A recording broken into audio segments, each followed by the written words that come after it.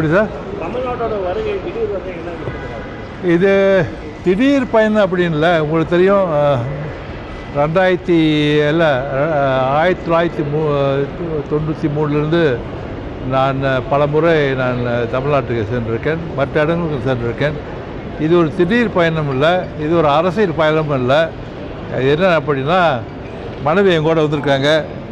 அவங்க என்ன கோயிலுக்கு போகணும் அப்படின்ட்டு கோயிலுக்கு, அப்போ மற்ற நண்பர்களை சந்திக்கணும் அப்படின்ட்டு தான் இது ஒரு 5-6 நாள் பயணம். ஸோ அப்படி திடீர் பயணம் அப்படின்னா இது ஏற்கனவே நாங்கள் முடிவெடுத்து தான் இங்கே வந்திருக்கின்றோம். அரசியல் உங்களுக்கு தெரியும், நம்ம மலேசியா அரசியல் ஏறக்குறைய 15 ஆண்டு எனக்கு ஈடுபாடு உண்டு. இங்கே நண்பர்களை நான் சந்திக்க வேண்டும் அப்படின்ட்டு தான் நாங்கள் அது இடையில பயணம் செஞ்சு, அதாவது மதுரைக்கு, திருச்செந்தூருக்கும், இப்போ நேற்று கோயம்புத்தூருக்கும், இப்போ இன்றைக்கி தான் கோயம்புத்தூர் திரும்ப பிளேட்டு கொஞ்சம் லைட் ஆகிடுச்சு. ஆனால் என்ன அப்படின்னா, நீங்கள் அரசியல் பற்றி கேட்கும்போது பொதுவாக நான் பார்க்கும்போது தமிழ்நாடு, குறிப்பாக தமிழ்நாடு மிக பெரிய வளர்ச்சி என்று தான் நான் கூற முடியும். 20-30 ஆண்டுகளுக்கு முன்பு தமிழ்நாடு எப்படி இருந்தது, இன்றைக்கு எப்படி இருக்கும்போது, இன்றைக்கி குறிப்பாக நம்ம சாலைகள் எடுத்துக்கொண்டால் எனக்கு ஒரு மிகப்பெரிய ஆச்சரியம். இப்படி ஒரு மேம்பாட்டு தமிழ்நாடு அடைந்திருக்கின்ற அதே சமயத்தில் மக்கள் எப்படி இருக்கின்றார்கள் அப்படின்ட்டு அதில் ஒரு அளவில் மக்களோட வாழ்க்கை அது ஒரு பிரதிபலிக்குது. நல்லா தமிழ்நாடு இன்றைக்கி நல்ல ஒரு வளர்ச்சி என்று தான் நம்ம சொல்ல முடியும். எனக்கே ஆச்சரியம்தான். 1993 வரும்போது அன்றைக்கு தமிழ்நாடு எப்படி இருந்தது, இன்றைக்கு தமிழ்நாடு எப்படி இருக்குது அப்படின்னா அது மிகப்பெரிய ஒரு வித்தியாசம் என்று தான் நான் சொல்ல முடியும். அதே சமயத்தில் மக்கள் எவ்வாறு பயனடைஞ்சிருக்காங்க அப்படின்ட்டு நான் எந்த ஒரு ஆய்வும் செய்யலை. ஏனென்றால் அப்படி நான் அதை பற்றி நான் பேச வேண்டும்னா கண்டிப்பாக எனக்கு அந்த டாட்டா தேவைப்படுது. குறிப்பாக தமிழர்களை பற்றி பேசும்போது நான் மலேசியா தமிழர்கள் பற்றி தான் பேசுவேன். ஏற்கனவே நான் ஆளும் கட்சியில் இருந்தேன். அது பிராங் மாநிலத்தின் துணை முதலமைச்சர் 15 ஆண்டு. அண்மையில் நான் அந்த கட்சியில் விட்டு, ஜனநாயக செயல் கட்சியிலிருந்து விலகி இன்றைக்கி ஒரு தனி கட்சியை நான் அதுக்கு அஸ்திவாரம் போட்டுக்கொண்டு இருக்கேன். அந்த தனி கட்சி அப்படின்னா என்னென்றால், அது ஆங்கிலத்தில் United Rights of Malaysian Party. சுருக்கமாக சொல்ல போனால் மலேசியாவில் அதோட சுருக்கமான பேர் உரிமை. இது நாங்கள் ஆரம்பித்து ஏறக்குறைய 7 மாதம். இன்னும் அதுக்கு ரெஜிஸ்ட்ரேஷன் அதுக்கு இப்போ அண்மையில் தள்ளுபடி செஞ்சுட்டாங்க. மீண்டும் நாங்கள் மேல்முறையீடு செஞ்சு இந்த கட்சியை அமைக்கணும் அப்படின்னு. குறிப்பாக பொதுவாக அந்த கட்சி பேர் யார் வேணாலும் அந்த கட்சியில் இணையலாம். ஆனால் எங்களோட நோக்கம் அந்த மலேசியா தமிழர்களுக்கு 85% இந்தியர்கள் என்று கூறப்படும் அந்த சமுதாயத்துக்கு 85% தமிழர்கள், அவங்களுக்கு நல்ல ஒரு பிரதிநிதித்துவம் கொடுக்கணும் என்று தான் அந்த நோக்கத்துடன் அந்த கட்சியை நான் ஆரம்பிச்சிருக்கோம். அண்மையில் பார்த்திங்கன்னா அந்த இடைத்தேர்தலில் 2 இடைத்தேர்தல் நடந்தது. அதில் எங்களுக்கு எங்களோட ஆதிக்கம் ஒரு அளவில் அது மக்கள் ஏற்றுக்கொள்கிறாங்க. நாங்கள் இப்போ நான் ஒரு எதிர்கட்சி என்று தான் நாங்கள் செயல்படுறோம். அதாவது இன்றைக்கி அங்கே பக்கத்தான் ஹரப்பன் மக்கள் கூட்டணி அங்கே இருக்குது. அதுக்கு எதிர்பார்த்து செயல்பட பல காரணங்கள் இருக்குது. ஏன் அப்படின்னா, ஏனென்றால் இந்தியர்களுக்கு ஒரு நல்ல ஒரு எதிர்காலம் தர முடியாத ஒரு கூட்டணிக்கு நான் எப்படி நாங்கள் ஆதரவு கொடுக்கோம் அப்படின்னு நாங்கள் எதிர்கட்சி அணியில் கூட நாங்கள் சேரல. அது இன்றைக்கு சுதந்திரமாக செயல்படுகிறோம். வரக்கூடிய காலங்களில் அதை முடிவு பண்ணுவோம். நாம் ஒரு கூட்டணியில் சேர வேண்டியமா, கூட்டணி சேர தேவையில்லை அப்படின்னு நாங்கள் வரக்கூடிய காலங்களில் சேர்ப்போம். ஆனால் முதலாவது இன்றைக்கி இந்திய அளவில் இன்றைக்கி பல கட்சிகள் இருந்தாலும் மலேசியாவில் இது மலேசியன் இந்தியன் காங்கிரஸ் அப்படி இருந்தாலும் இன்றைக்கு இந்தியர்களுக்கு குரல் கொடுக்கறதுக்கு ஒரு பலமான ஒரு ஊக்கமான கட்சி இல்லை. ஸோ அந்த அடிப்படையில் அந்த ஒரு அந்த வேக்யூம்னால் இன்றைக்கி அந்த உரிமை அந்த கட்சியை நாங்கள் ஆரம்பிச்சிருக்கோம். அதோட கட்சியின் தலைவர் நான், மற்ற முன்னாள் சட்டமன்ற உறுப்பினர், கவுன்சிலர், பல மாநிலங்கள் வந்து நாங்கள் கிளையை அமைத்து அந்த பதிவுக்கு தான் நாங்கள் எதிர்பார்க்குறோம். ஏனென்றால் அந்த பதிவை வைத்து தான் மக்களை நாங்கள் கவர வேண்டும் அப்படின்னு பல விஷயங்களை நாங்கள் வந்து நாங்கள் வந்து அது நாங்கள் கண்ணோட்டம் விட்டு பார்த்திங்களா, மலேசியாவில் வந்து எப்படியும் ஒரு இரண்டு மினிஸ்டர் இருப்பாங்க. இப்போ இருக்கிற கூட்டணி கூட ஒரு மினிஸ்டர் கூட நியமிக்கல ஒரு இந்தியன் தமிழன். நாங்கள் என்ன கேட்குறோன்னா, நீ பஞ்சாபி நியமி, நீ வந்து குஜராத்தி நியமி, ஆனால் ஒரு தமிழனை நியமிக்கணும். அதுதான் எங்களோட கோரிக்கை. இப்போ அன்பகோடு நான் அண்மையில் வந்து அவர் பிரைம் மினிஸ்டர் வந்து நான் அதிகமாக ஆழமாக விமர்சித்தேன். நீ என்ன மாதிரி மாதிரி இங்கே இந்தியர்களுக்கு இந்த நாட்டில் அங்கீகாரம், நாங்கள் ஒரு 3 தலைமுறை 4 தலைமுறை இருக்கலாம், அந்த நாட்டுக்காக நான் பாடுபட்டிருக்கோம்.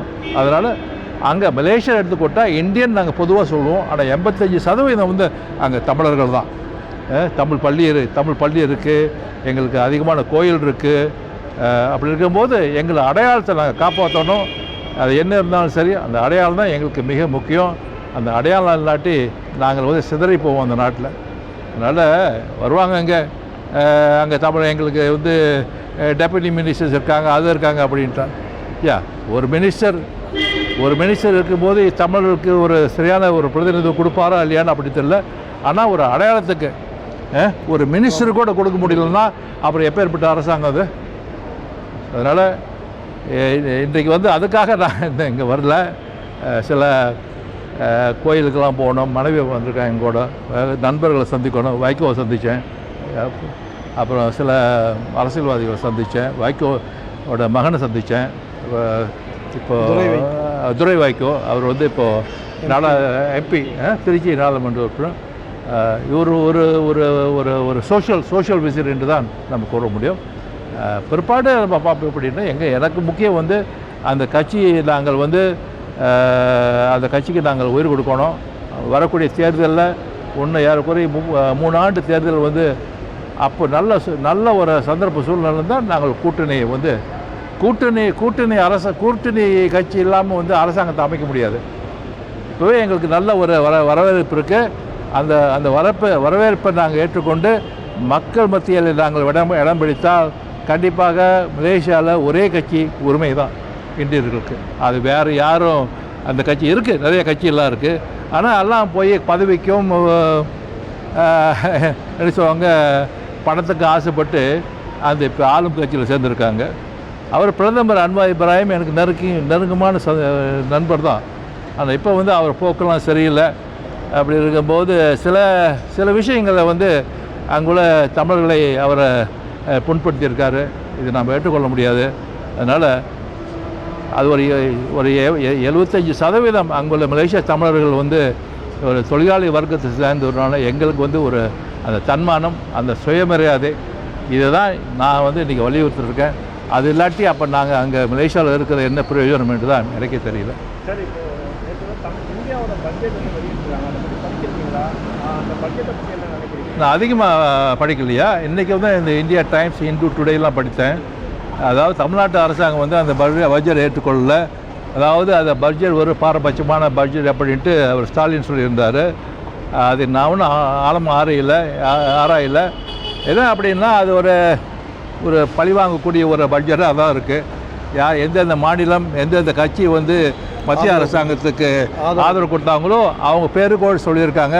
தமிழ்நாட்டில் வந்து தமிழ்நாட்டு பேரே கூறல. அதனால் அவரும் நம்ம எதிர்கட்சி தலைவர் இவர் எடப்பாடி அவரை வந்து திமுகவை குற்றம் சொல்லியிருக்காரு. உங்களால் தான் வந்து தமிழ்நாட்டுக்கு சரியாக அந்த பட்ஜெட் ஒதுக்கலை அப்படின்ட்டு. அதனால் அது எப்படினாலும் என்னென்றால் அது கட்சி ஒரு பக்கம், இங்கே மக்களுக்கு வந்து மத்திய அரசாங்கம் வந்து எந்த ஒரு பாரபட்சம் இல்லாமல் செயல்படணும் தான் என்னோட ஆழமான கருத்து. மலேசியாவில் இருக்கக்கூடிய தமிழர்களுடைய உரிமையை மீட்கணும் அப்படின்னா மிக முக்கியமான உரிமையாக நீங்கள் என்ன நினைக்கிறீங்க? உரிமை அப்படின்னா அது 1-2 இல்லை. தமிழர்களுக்கு வந்து சரியான அங்கீகாரம் வேணும். தமிழர்களுக்கு சரியான அங்கீகாரம் வேணும்னா மொழிக்கு அங்கீகாரம் கொடுக்கணும், அதாவது தமிழ் மொழிக்கு. 2வது தமிழ் பள்ளிக்கு அங்கீகாரம் கொடுக்கணும். 3வது எங்கள் சமயம் இந்து சமயத்துக்கு அங்கீகாரம் கொடுக்கணும். 4வது வந்து அடிப்படை உரிமை, ஒரு மனிதனுக்கு ஒரு அடிப்படை உரிமை, அதுக்கு வந்து அங்கீகாரம் கொடுக்கணும். நாம் அந்த பட்டியல் போட்டு அடிக்கிட்டே போகலாம். குறிப்பாக ஒரு சமுதாயத்துக்கு என்ன ஒரு அடிப்படை உரிமை அப்படின்னு போகும்போது எங்களுக்கு அடையாளம் அந்த நாட்டில், அதாவது நாங்கள் தமிழ் மொழி, தமிழ் பள்ளி, சமய அடையாளம், அதாவது மற்றது வந்து எங்களுக்கு அடிப்படை உரிமை, வேலை வாய்ப்பு, அதாவது அரசியல் வந்து எங்கள் அந்த அங்கீகாரம், இப்படி தான் நம்ம கொண்டு போகலாம். ஆனால் நாங்கள் தமிழர்களாக தான் வாழ விரும்புகிறோம். அதனால் வந்து எங்களை புறக்கணிக்கக்கூடாது. நாங்கள் அந்த நாட்டுக்காக நிறைய செஞ்சுருக்கோம். எல்லாம் என்னோட பெற்றோர்கள் வந்து 1920 வந்து அங்கே தான் போனாங்க, உழைத்தார்கள், பாடுபட்டார்கள். ஒரு 80% அங்குள்ள தமிழர்கள்லாம் வந்து இங்கே சஞ்சி கூலியாக தான் போனார்கள். அதனால் எனக்கு என்ன ரொம்ப வேதனை இருக்குது அப்படின்னா, இப்போ இருக்கிற ஆளும் கட்சி வந்து அந்த சரியான வந்து அங்கீகாரம், இன்னும் சில பேர் இந்த மண்டோர்னு கேள்விப்பட்டீங்களா? மண்டோர்மார்கள் சில தமிழ் தலைவர்களை மண்டோர்மாக வைத்து இவருக்கு தான் தமிழ் தலைவர் அப்படின்ட்டு தான் கொண்டு வர்றார்கள். அது நாங்கள் ஏற்றுக்கொள்ள மாட்டோம்.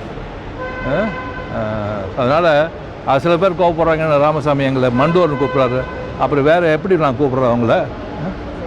அங்கே போய் ஒத்து போயிடுறாங்க, பணம், காசு, பதவி அப்படின்ட்டு. அதனால் இது ஒரு அடையாள போராட்டம் அப்படின்னா இது வந்து தொடர்ந்து இந்த போராட்டம் நடத்தணும். அதுக்கு வந்து இன்னும் ஒரு முடிவு காலம் இல்லை.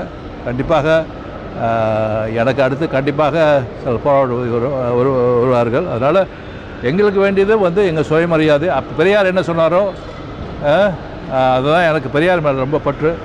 எது சொன்னாரோ அதுதான் நான் எல்லா பெரியார் சொன்னதை நான் ஏற்றுக்கொள்ள மாட்டேன். ஆனால் அடிப்படை மனிதமான உரிமை, அடிப்படை உரிமையெல்லாம் வந்து கண்டிப்பாக ஏற்று அதாவது மலேசியாவில் வந்து தமிழர்கள் ஒடுக்கப்படுகிறாங்க. ஆமாம், கண்டிப்பாக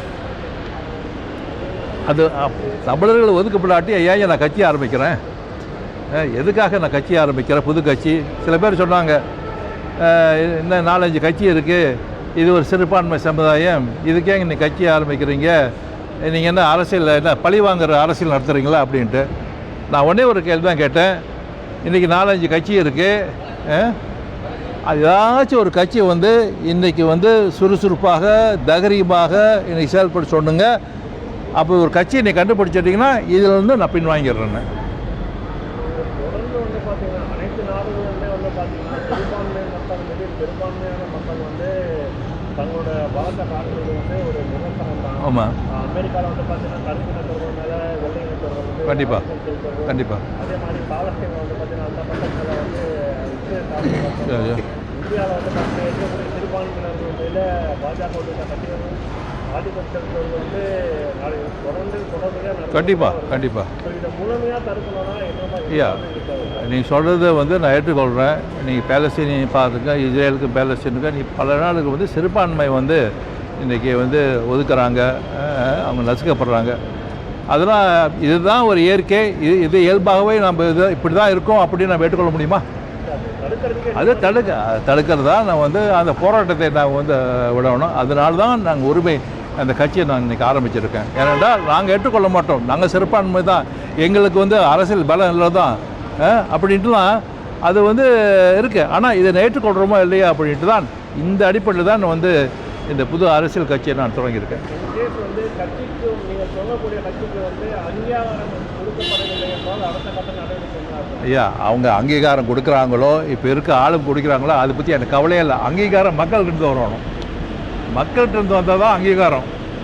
அப்படியே மக்கள்கிட்ட இருந்து அங்கீகாரம் வந்தால் தான் அரசு வந்து மதிக்கும். அரசு வந்து நாளைக்கு இல்லைங்க நான் கூட்டணி சேர்றேன் அப்படின்னா மதிக்க மாட்டான், தமிழனை விரட்டி விடுவான். ஆனால் அதே சமயத்தில் மக்கள்கிட்ட வந்து அந்த சக்தியை நம்ம பெற்றுக்கொண்டால் கண்டிப்பாக வந்து அவனுக்கு எங்களை பிடிக்குதோ இல்லையோ அந்த ஒரு அங்கீகாரம் இருக்கும். அதான்யா. ஓகே, வேறு என்னாச்சுங்க கேள்வி? பரவாயில்லைங்க, தமிழ்நாட்டில் கொஞ்சம் சிறப்பாக தான் இருக்குது.